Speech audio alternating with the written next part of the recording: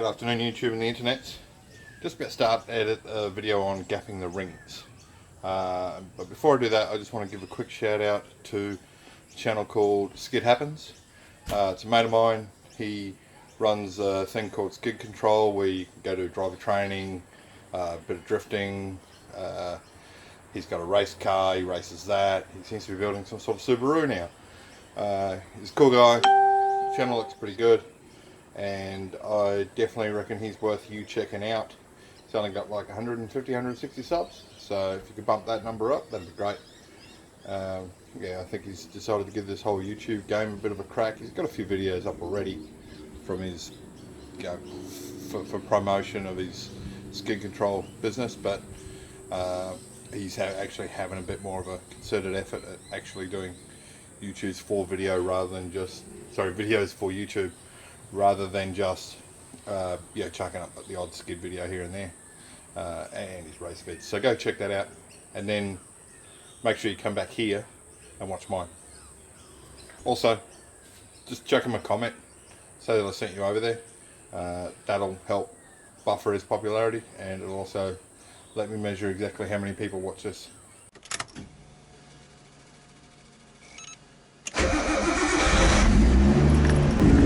Good morning, YouTube and the internet.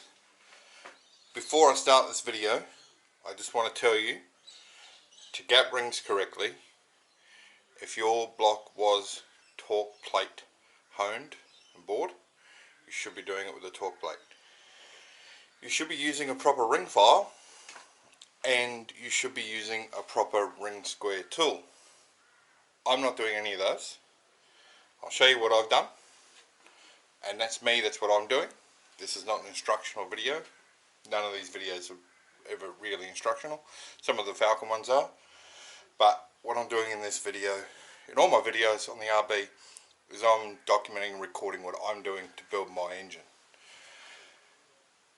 People have been reacting on one of the videos I shared recently, not on YouTube but on Facebook, where I posted it. These guys are professional engine builders. They build 1,000, 1,200 horsepower RBs. They're right in what they're saying, but my videos aren't for them, so I'm not going to share any more videos to that page, that's for sure, because I've just been torn apart. But what they didn't seem to get is the fact that this is a backyard build. This is not, I'm not a professional engine builder. I've never built an engine to this sort of specification before. I am going to a lot of time and effort and research before I do make any decisions, and well, the results will prove whether I'm right or wrong, nothing else. So yeah, I'm not building a 1,000 horsepower, 1,200 horsepower World Time Attack Pro Class car, 8 second, 6 second, quarter mile drag car. This is a 400 kilowatt build. It might do 10s if I've got it to launch. Should be damn fast around a racetrack because it's all mid-range torque. That's the build philosophy I've gone with. But yeah, look, just wanted to let you know that before you watch this, if you're building a car for your daily drive, which is most likely what you're doing if you're pulling down an RB, what I'm doing is probably fine, but don't believe me. Go and have a look. Get on SAU forums. Do some digging. There's 20 years of knowledge and information on those forums. You've got to be able to get through the crap and make sure you get to the correct information, so that you're relying heavily on your research ability there. And if you make the wrong decision, it's on you. If the forum told you to do something and you did it and it doesn't work, that is not the forum's fault, that's your fault. If you follow my instructions and it doesn't work, that's your fault, not my fault. Having said that, you'll see when I do it, if it works or not. If that engine blows up on the dyno or on the third race event, you will know about it. I'm not going to hide it. So anyway, it was a little warning because yeah, I kind of got torn to shreds today on Facebook, and it was for using plastic gauge to confirm my measurements. It was that video. So I see no reason why I shouldn't use plastic gauge to confirm what I've done with micrometers and bore gauges as a final check. But yeah, one dude told me if he would throw me out of his workshop, and he's never used plastic gauge in 20 years or ever seen anyone doing it. Well, I'm not applying for a job at your workshop, mate. I'm just documenting what I'm doing on my home built race car. So yeah, proceed with caution. If you don't agree with anything that I do, by all means feel free to comment. I do not censor the comment section.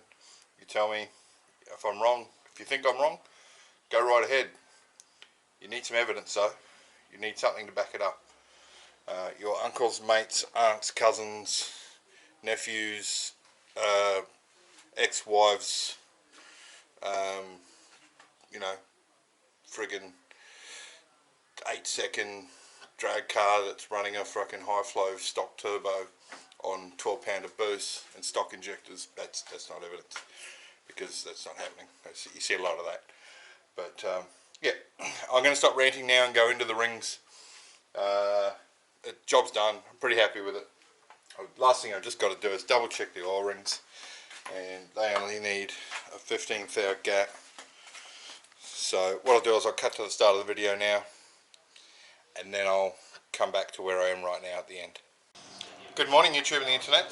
Today I'm gapping the rings. So basically the first thing I did was I placed all the rings in the bores, wrote down what the gaps were, and in this case I had the smallest one and the biggest one, and number 1 and 3. I swapped them around, and that's affected the that's made them more even across the board, which means I don't have more to take on and off. Each ring, once it's put in a bore, belongs to that bore, doesn't go to any other. So for example, number 6 was 0.5, it is now 0.6 millimeters, which is 24th hour, because I've already got that one. The next one was 0.5, 0.45, 0.6. Wait, no, it was 0.45, 0.5, and this one went from 0.4 to 0.55 when I swapped them over. This one opened up 5 thou, so by changing them around I got them both closer to the target 0.6 millimeters. So to put them in, pretty easy. So each ring has a top and a bottom. In this case there is a small chamfer on the top ring, which goes to the top. Place it in the bore like so. Get it started. Now this is a tin of anti-seize, which is almost exactly the right size for the bore, but to protect the bore and to make it square up better, I've wrapped it in tape to the point where it's a snug fit. Now there's oil in the bores, so it's lubricated, it's not going to scratch or damage the bores, especially with the tape soft as well. And I've got a line on here, and just to make sure it goes in nice and square, just rotate it gently as I put it in, down to the line. The line is 1 inch, which is the depth that the instructions on the rings say to go to. This, where we get our feeler gauges. So this was 0.5, so I'll start with a 0.55. You see it sort of starts, but it doesn't go in. Whereas with the 0.5 feeler gauge, it slips in nicely. So that's the first thing you do. Well, this is the first thing I've done. And then I've gapped this one here to 0.6 from 0.5. Took me about half an hour, and I'll show you how I'm doing that. So I'll take this ring out now, take it over the bench, gap it. So here's my little gapping rig. filing rig, whatever you want to call it. Before I started this job, I grabbed some of the rings out of the old engine and had a play and practice gapping it and seeing how much I could take off reliably, make sure I could do it square so the ends butt together with no light between them. I found I could do it. So this is just 2 bits of aluminium that I've sort of sanded, made sure they were flat. This is a fine file, there's another fine file under here just to make sure the angle's square and that the file's square to the surface. And taking our ring, this has got some oil on it as well. The side with the light, we only file one side. We go from out to in and we just stroke it up and down like so. So we only really file in that direction. I'm just pulling it back and we're not taking any material off. This was the job that made me the most nervous. To get all the right technical information and everything on it. So we check that it's square, and it is. And I know from experience, still need to take a little bit more off this. So this whole thing here helps to keep the ring perfectly flat, so we're not going like that or like that, and we're not rotating it. We don't want to do that or that, we want to keep it nice and square. I'm doing that just by eye and feel. So again, nice and square. Now we just want to make sure there's no burr when we put this back in. Very gently.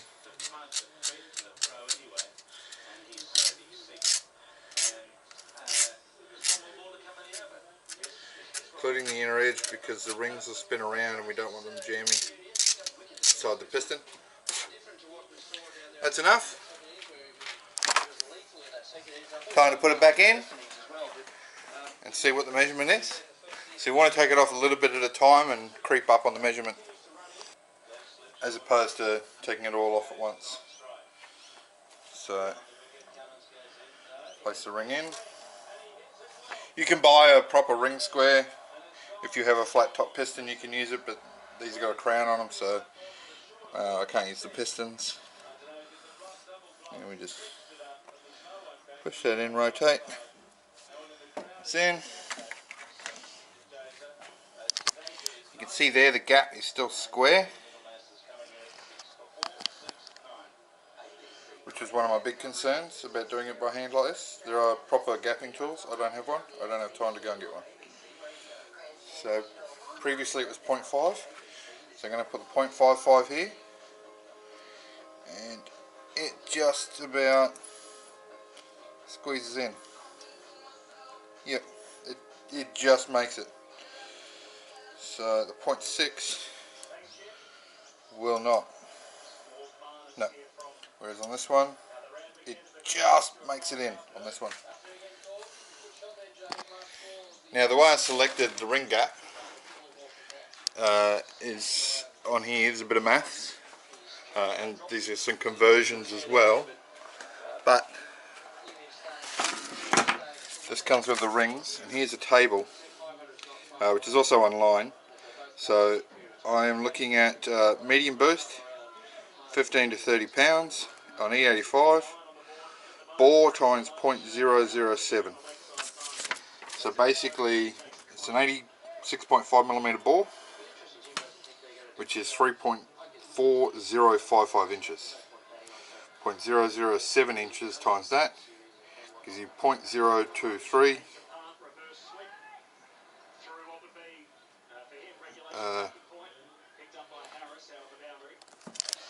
0.0023. Let me do that maths again.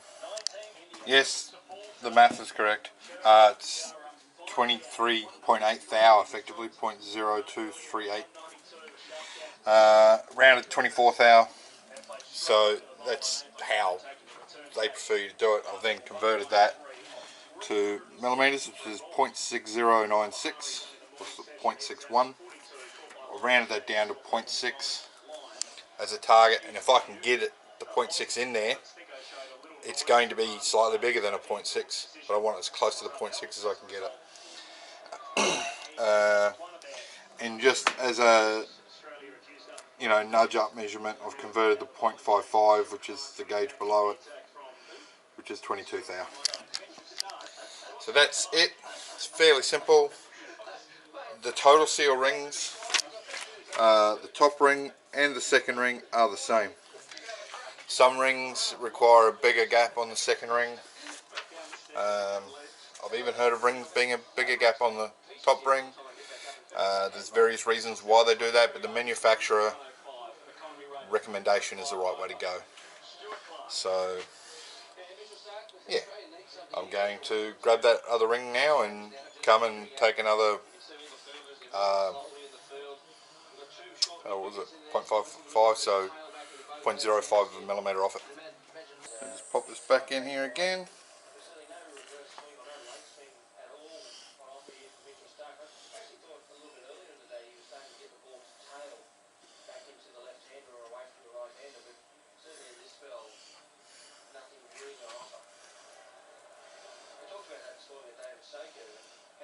Take my 0.6 gauge.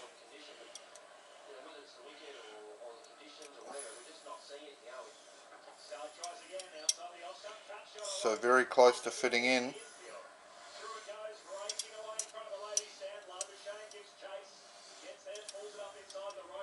And it does successfully actually fit in if you get a dead square. It's extremely tight.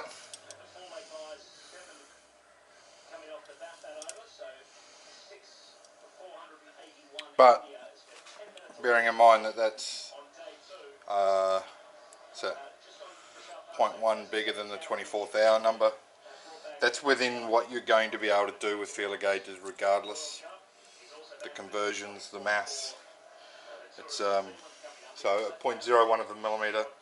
It's within 2 thou of what I want.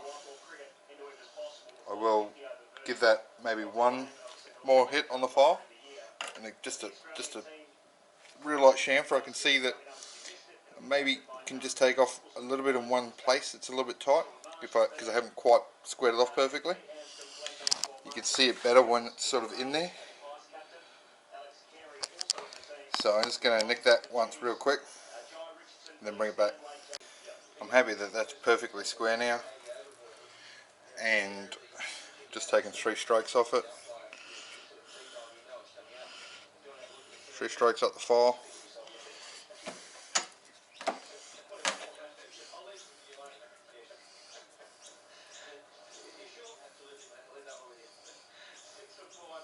Or 0.6 feeler gauge.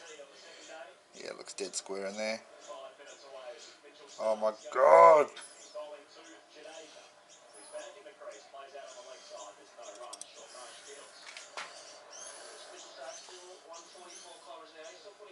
Make sure my gauges aren't stuck together.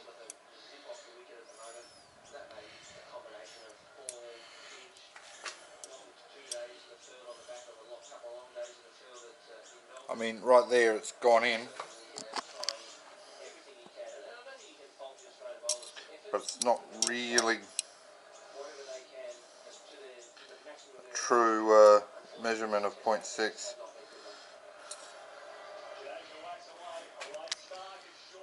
So it's up to you how close you want to get it. This one's similar.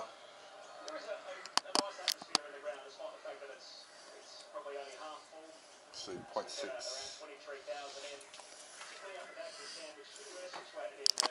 This is the one I've already gapped. Getting the light. See, that just slips in a little bit easier. If it's dead square, it slips in without any real resistance. It does go all the way. There we go. See, all the way against the wall. This one, it requires a little bit of force to get in, so I will go back. So this is going to be my life for the next couple of hours, taking off small amounts at a time and take them over there, filing, bring them back here, check them, rinse and repeat, dozen times per ring if I have to. But I can't take too much off, and that's only one set of rings. I've got the top ring, the second ring, the oil rings you shouldn't need to gap, and the number 2 ring I think it's thinner, so it'll be a bit easier to take material off, but at the same time then you run the risk of taking too much off easier. So just going to tinker away at this for the next couple of hours I think, get them all gapped, and then slam them on the pistons. There's nothing stopping me from putting the pistons in, putting the rotating assembly together complete. Okay, so here are all the rings. They've all been gapped, and I'm now going to put them back in the bag, the one they came out of. They're all numbered, so they belong to a ball. These are the second rings, which are thinner and narrower as well. They're not as wide, so there's a lot less area to remove, which means more will come off in each stroke. The only unknown there is if the material is harder or softer, but I'll just take it real easy on the first one and rinse and repeat, do exactly the same process on the number 2 rings, and we should be golden. Second ring grooves, all 6 were in one bag this time. These were in 2 separate bags, I don't know why. Anyway, going to slam together, slam the number 2s in, gap them, chuck the oil rings in there somehow. I don't think I can even put them in, they'll fall out. I'll have a look at that. Yeah, and then slam on the pistons, put the pistons in, bolt them up, drop it in the car, start it. And we're back here. I've got my feeler gauges. I've just got my oil rings in here. Now, you probably don't need to check these as a general consensus. There's a minimum 16th hour gap. It had me worried a little bit on the chart where it said 15th hour. I thought it meant like the top and second ring, 15th hour per inch diameter, which made it 1.2 mil. I'm thinking, wow, this is nowhere near that. And then, yeah, I just reread the chart and I was reading it incorrectly. All the others say times bore. The oil ring doesn't say times bore. So there's 6 of them. I'll put the other 6 in. I'll check them. They should be fine. The rest of them are all over here. The second groove, the top groove, all numbered. One thing which worried me for a little while was what type of second groove these were, because you've got these different, this reverse torsional or the taper face. I wasn't sure. I'm still not sure because I think it might be the reverse torsional. I could easily double check that, but what I read down here, non-gapless conventional second and third rings, if ring has dot or laser mark, install that side up. Job done. So they all had a little dot on them. I installed them all that way, filed them all that way, checked them all that way. Should be all good. So I think I'm just going to check these last 6 oil rings and go back upstairs, watch the last half an hour of Australia being demolished in the cricket, and assemble the pistons and put them in, put the rings on, and assemble the rotating assembly finally tomorrow. Have the pistons in it. And I got another package from Archy Garage today, finally got it in, so I've got my replacement main bolts so they can go in, and I got a stack of other bits and bobs there that I can play with and put together. There is still some more to come. I haven't got all of it, but hopefully that shouldn't be too far away. Once I got the pistons in, the real big next step is I've got to get the sump away to get extended and baffled. That's a thing that needs to happen now. and I need the valve stem seals, which aren't here yet, to build the head. I could lap the valves into the head. I can clean the valves up, definitely. I think I should be lapping them with the new seals, not the old ones. I'll go and have a look. Like everything, I go and double check, triple check, quadruple check. Take way longer than I should before I make a decision. But I really want to do this once. At least do it once now, and then if I decide to do another one, that's while this one is still going. And I want to make more power for whatever reason. However, having said that, to make more power, I need a new gearbox, new diff, new drive shaft, new axles, new clutch. So, because none of that will take any more power than what I'm planning to make, 400 kilowatts. So, yeah, should be good. I'm very happy about the progress. And yeah, if you are one of the guys who are slaying me on Facebook, you're more than welcome to criticise me, but you need to understand what the intention of what I'm doing is. This is not an instructional series. This is me recording what I am doing for me. Nothing more, nothing less. And I'm always open to advice from people who know what they're talking about, but less open to just being yelled at for being a retard. That's not really helpful to anyone. So yeah, peace out, and enjoy the rest of your New Year's holiday if you haven't one. I've got to go back to work next week. Today's Friday, so I've got the weekend to get the rotating assembly together, which should be easily achievable. I had hoped to have the valve stem seals here by now, so I could put the head together as well, but looks like that hasn't happened. See yous.